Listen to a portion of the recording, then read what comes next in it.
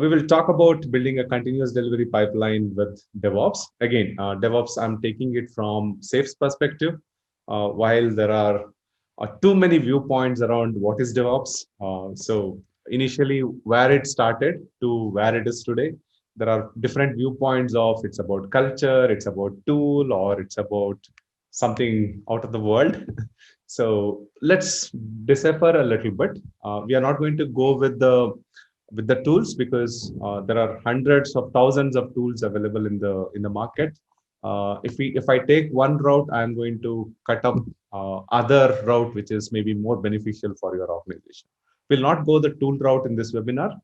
In fact, SAFE also doesn't go with any specific tools. Rather, I mean, we talk about the process, we talk about what we space place as an important thing in the DevOps world.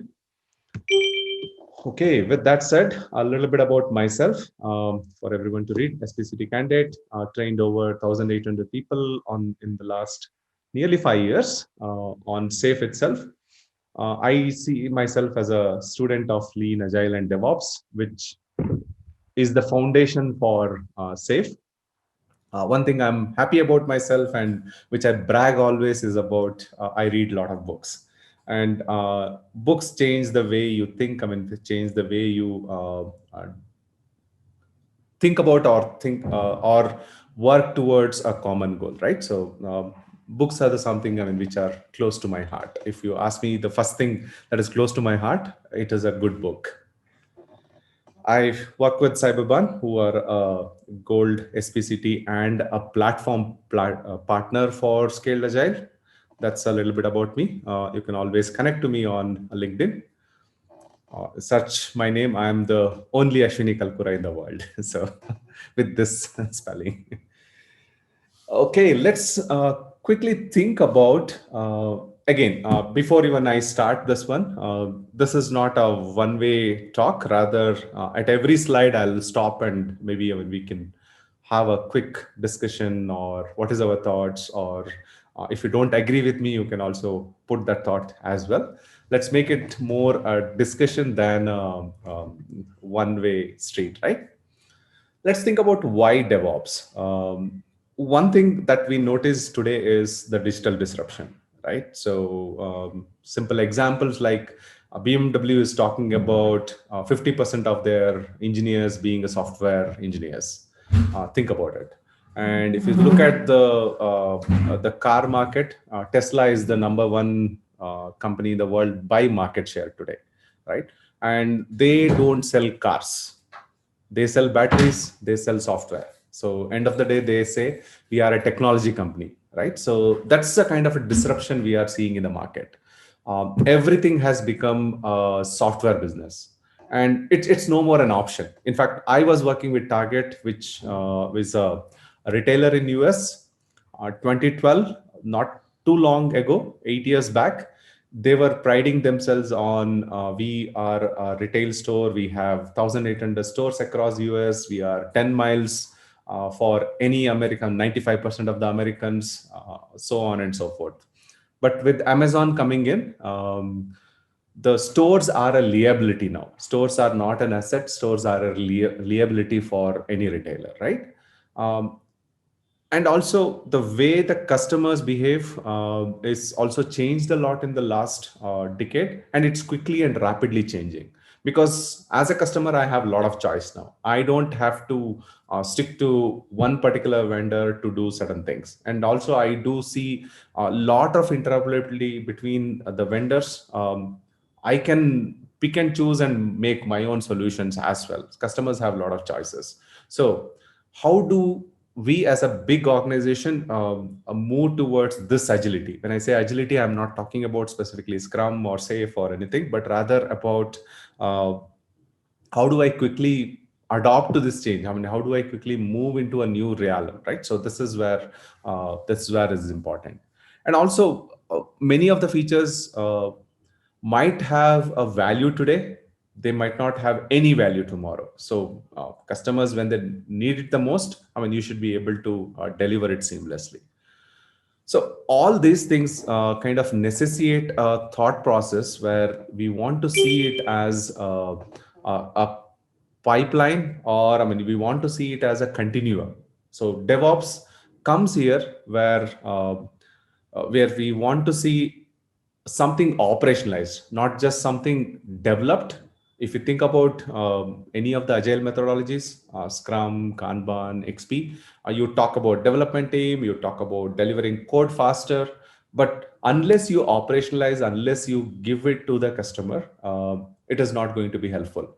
Only when you get money from what you have built is your company will survive. You can pay your employees as well, right? So, how safe helps? Safe, I mean, kind of has multiple viewpoints on thinking about the system, using agile where it is necessary at the team level, at the program level, or the portfolio level. At the same time, taking DevOps as not an optional thing, but rather as a first-class citizen, right? So we build the continuous delivery pipeline, which we are going to elaborate a little bit. And also, safe takes a critical view of the security and the testing aspect, because majority of the organizations have this habit of thinking about the compliance, security, and the quality at the end, right? So it is we are still stuck in that phase gate approach of, okay, we'll develop everything and then test it out. But how can we integrate this testing and security into the overall mix, is something safe talks about. And also, we are going to quickly touch upon what is this calmer approach as well at towards the end, because end of the day, it's DevOps also is more a philosophy and a mindset rather than just thinking about tools and the processes alone, right? With this, I'll stop my non-stop talk for a while. Any thoughts on till now?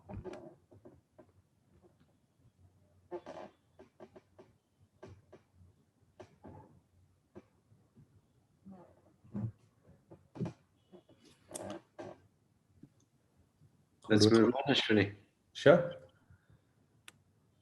Okay, I see it as, or we are all good. So SAFE looks at DevOps as a continuous delivery pipeline. Again, when we talk about a continuous delivery pipeline, we are looking at here four aspects, so to say.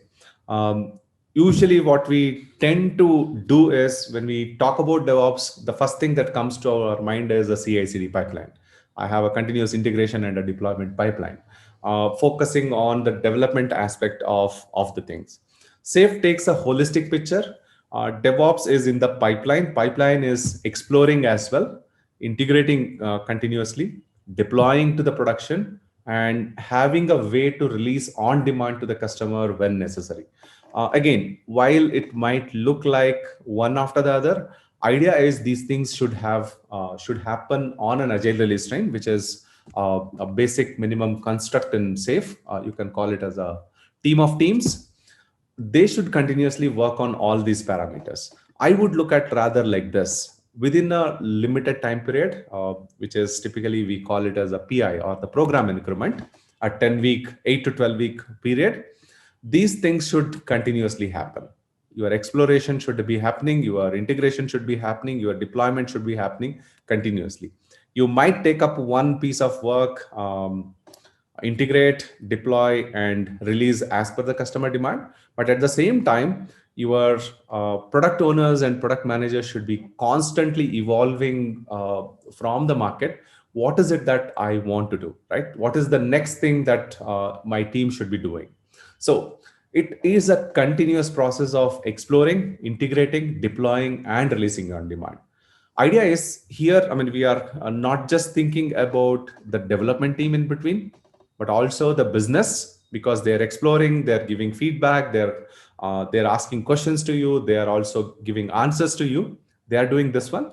And when we talk about releasing on demand, we are talking about the release management teams, we are talking about the operation teams, we are talking about the customer themselves who are going to validate our features, who are going to give us feedback as well. So ideally, this continuous delivery pipeline for me is concept to cash. From a time I have a concept or a customer order till the time I get the money, I'm going to be with this pipeline. So only when the organization makes money because of this, this is when I will get the benefit. So I don't take a view of only the integration and deployment, rather I take a holistic view of exploring to releasing. And again, like every good framework, safe gives you a thought of, okay, what is exploration? I mean, what is integration? What is deployment? And what is releasing on demand? So we call about these continuous exploration, integration, deployment, and release on demand as aspects of DevOps. What we also do is within these aspects we have activities. So safe gives you those 4 activities to take care of in each of the aspects. Idea is we want to look at how do I break down when I say exploration, who does what, right? So what are the activities involved?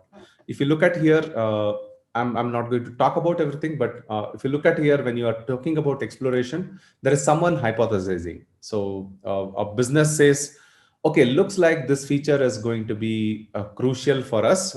Say we want to, I'm just taking an example. We want to implement, say, single sign-on feature. We have too many applications now. People have different logins for them. We want to go with the single sign-on. So there is a hypothesis saying that, okay, if you have a single sign-on, people will be happy because they don't have to log into our applications using different passwords and stuff. There is a single login for them. That's just a hypothesis for me. So I don't just put that requirement to the team and say, okay, go and implement. Rather, we collaborate and research. The business collaborates and researches, saying what my competitors are doing. What about my team's skill set?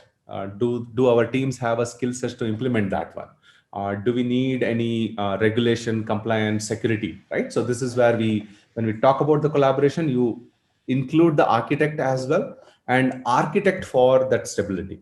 If compliance concerns are there, if the security concerns are there, performance concerns are there, you are including the architect there itself, right? So once you include the architect, I mean, you get the input from them. You are going to synthesize that data and put it out on the backlog. So even before something could go onto the backlog, even at a train level, we are doing these steps. And also similarly, you see that when you talk about an integration, it's not just about developing, making builds seamlessly, testing end to end, not leaving any testing to further stages. Rather, you're taking care of your performance testing, end to end testing, security testing as required. I mean, it could be about system qualities. You test all of them and put it onto the staging environment. So this way, kind of safe gives you a way of thinking about what are all the activities involved. So DevOps course also, when we talk about, right, I mean, we go ahead with an approach of looking at all these activities crucially. Currently, what you are doing to what you want to be doing maybe 3 months, 6 months down the line. So we take an approach of not spending our times on the tools, rather spending around our times on those activities that are required. When we talk about architect, here we are going to talk about why security and vulnerability testing is important. How do we make sure that these features can be released seamlessly to the customer? Is there a way of deploying to the customer, but only to a certain set of users? So we are going to architect as well at the requirement gathering, or I mean requirements defining phase itself, so that I mean that kind of is a first class citizen for me. And security is taken specifically, I mean, security and the testing pieces are taken care uh, on most places in these activities. If you think about, you are architecting here, you are making the builds. Builds go through your code scanner, or I mean any of the compliance requirements that are there. And when you deploy, you are going to verify it with a limited set of users. Again, Safe's way of thinking about the deployment is it is available on the production environment, but not for everyone. It is available for maybe your pilot customers, maybe to a few set of, I mean, users, right? Like typically the Facebooks and Googles do. It is not for everyone. You roll out to one set of users based on the data, and you are going to roll out it to everyone else. And also when you are actually released to the customer, you again crucially look at the security aspect to stabilize any needs that are arising, right? So security is continuously taken care in terms of exploring, integrating, deploying, and also releasing. And when we talk about the testing part of it, as you see here, when you synthesize, or I mean, when you put some requirement onto the backlog, what kind of testing could be there? It could be a quick A/B testing, right? So you kind of try to give some mock-ups to your supposed to be or a pilot customers, and try to see which one works for them. So you are not leaving any stone unearthed. Rather, you are taking a crucial view of, even before I put some requirements, I'm going to talk to the customers. I'm going to get some input, valid input from them. And while developing, building, and testing, as a good technical team would do, you are constantly testing your units. You're constantly testing the end-to-end test cases, constantly testing your performance, constantly testing your security, compliance, so on and so forth. And later again, we verify and stabilize. Any thoughts or any clarification on the safe DevOps radar?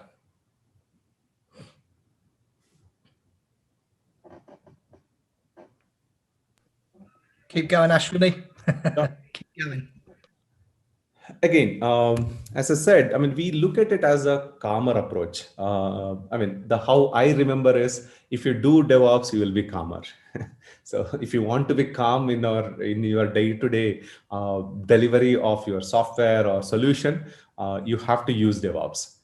End of the day, it's about the culture. So when we talk about these 16 activities happening continuously, it's also not that it's, while for one feature or one logical piece, it might be a serial step. While you're doing that one, somebody else will be doing something else as well, right? So if these have to be continuously done, it's about the culture of the organization, where we are taking the holistic view, what is required for my organization, and how do I share what I have learned.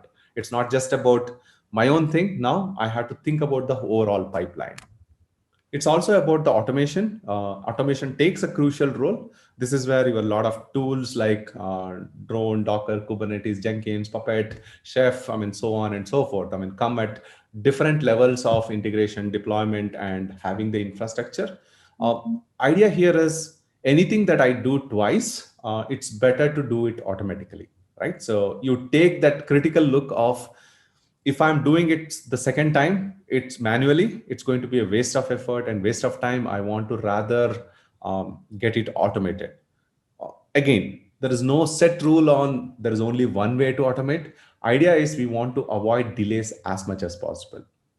And when we talk about a lean flow, trying to break down things as small as possible, taking one thing and finishing it up. So it could be as simple as, the login page with the username and password is available today.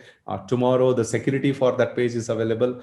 Day after, I mean, we are compliant on some of the standards, so on and so forth. Instead of waiting for everything to be built, can I think about taking one small item, which is a logical piece, which kind of gives a customer a value, and push it to production and get it tested by them? Can I think about that?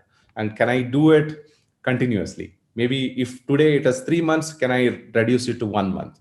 Once it is 1 month, can I reduce it to 1 week, right? So you are critically looking at how can you improve your flow. Measurements, like Peter Drucker said, you can only manage what you measure. So you could do a lot of good things.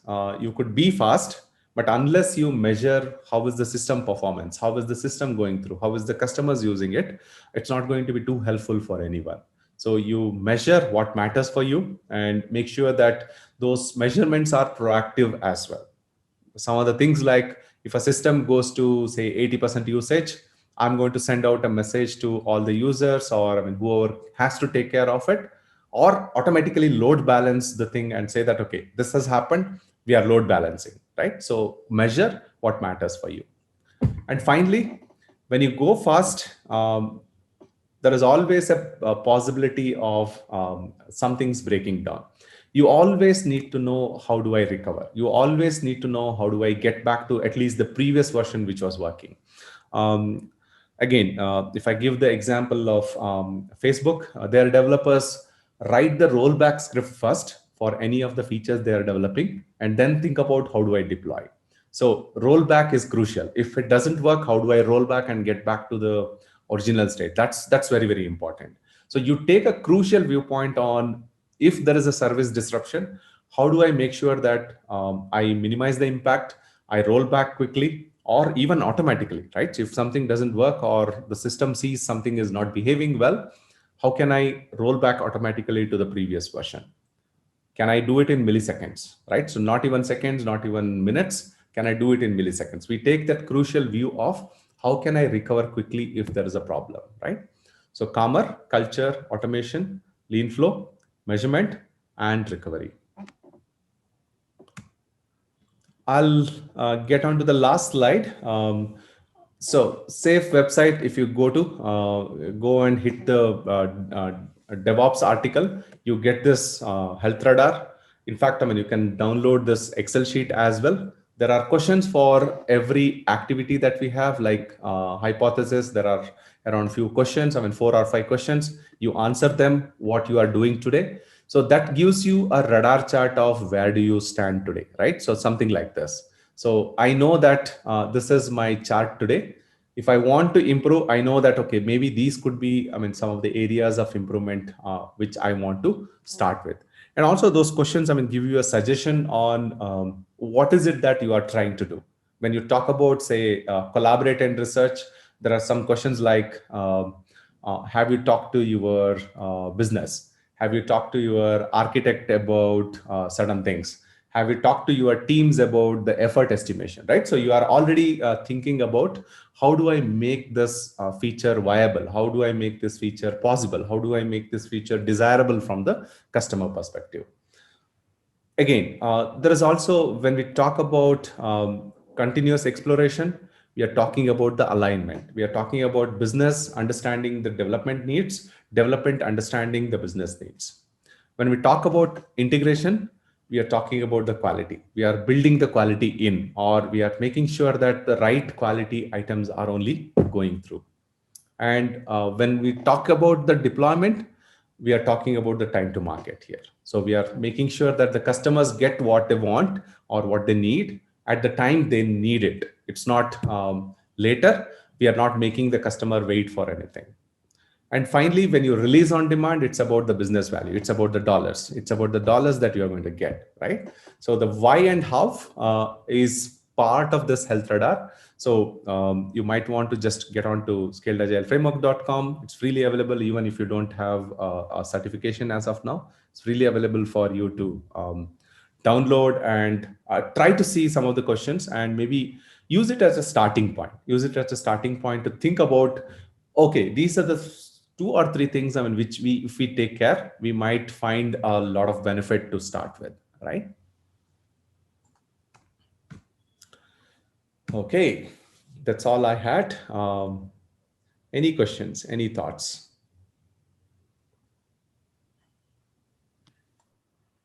I think the key here. Jay, have you got any questions on this, Jay? Because I know you're going to have to dash very shortly. Don't know if you had any questions you wanted to put forward to either Shahid or Ashwini. Hi, Patrick. No questions from my side. Actually, I really like the presentation. It gave a really good overview around the information that you're sharing. I was trying to think of questions as the presentation was going along, but there's nothing that really comes to mind, specifically. So yeah, there's nothing from my side. Appreciate it. Thank you. Thank you, Jay. Thank you very much. Absolutely fantastic, Ashwini, again.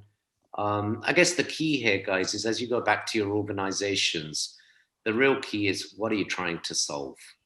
Because we got to stop using these buzzwords as something that we're just going to slam into our organization and all of a sudden something's going to change. It's not.